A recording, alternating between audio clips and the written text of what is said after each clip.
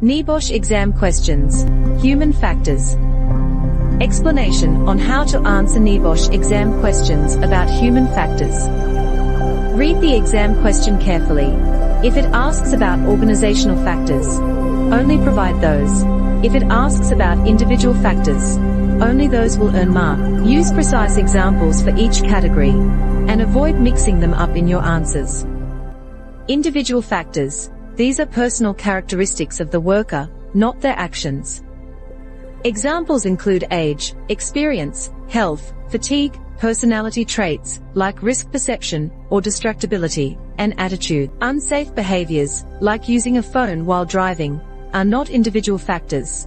The underlying trait, being easily distracted, is the individual factor.